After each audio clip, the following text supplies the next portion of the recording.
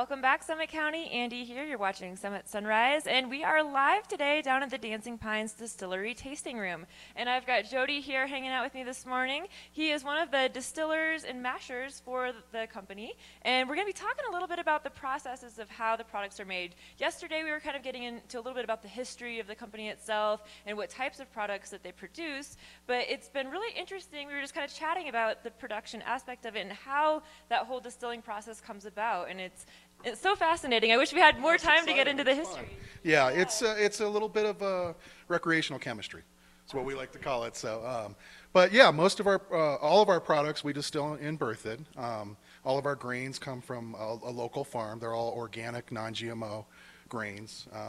We take a lot of care in the process. It's like I like to tell people, you have kind of animal husbandry when you take care of animals. This is whiskey husbandry.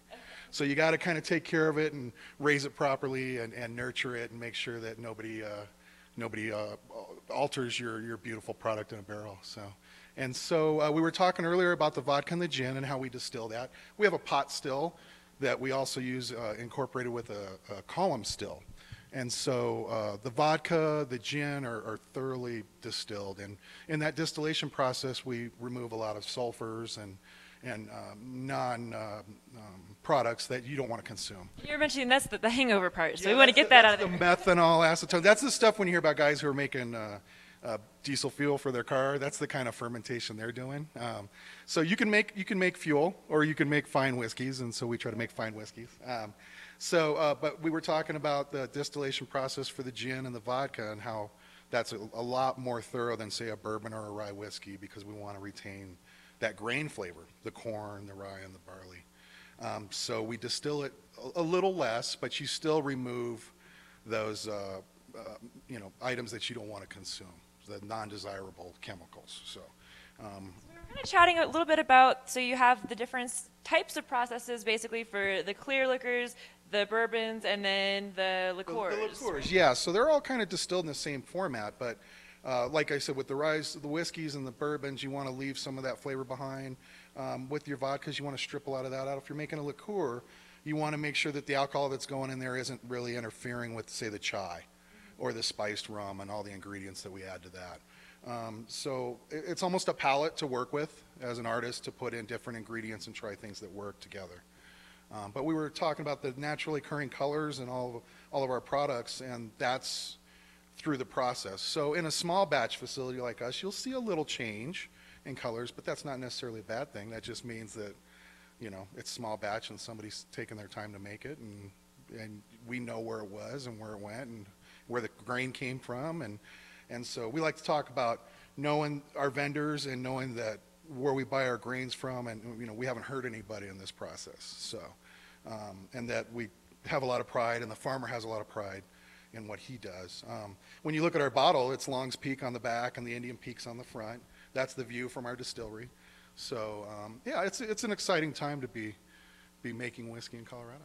And we were kind of getting into a little bit about the history of it. We were talking about how bourbon is kind of a staple almost of American culture and the history behind Prohibition and all that. And I got a chance to actually sample out the bourbon just moments ago. So kind of tell me a little bit more about that. So it's our national spirit. Congress enacted it and made a regulation which kind of gives you guidelines to follow to make bourbon.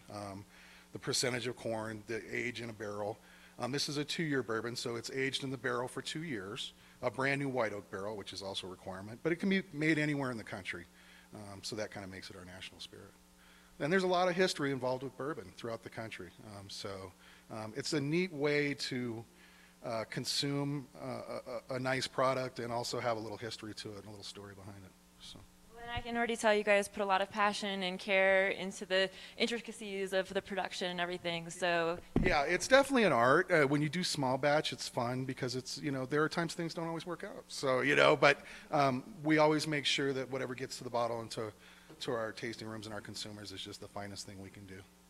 From the still to the bottle, you guys can clearly see that they've got a high quality product here. It is just fabulous, and their location is amazing as well. We've been filming here this whole week live, right down the street from Main Street here. The gondola is just steps away.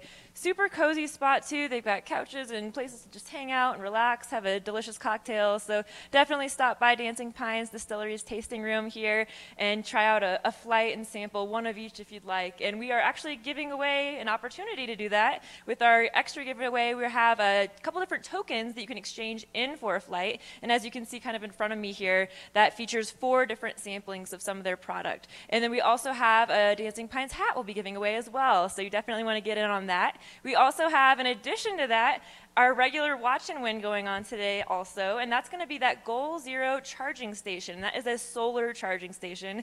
Super high dollar item there, so you definitely want to have the opportunity to win that, and that actually comes with a built-in speaker. So really convenient for camping, especially for all the outdoor activities us Colorado folk are always into. It's kind of nice to have that available to charge your phone or whatever and have some music while you're out in the mountains enjoying that outdoors. So definitely stay tuned for that. We'll be giving both of those prizes away later on in the show. So stick around, we're going to take a quick break, and we'll be back over here at Dancing Pines briefly.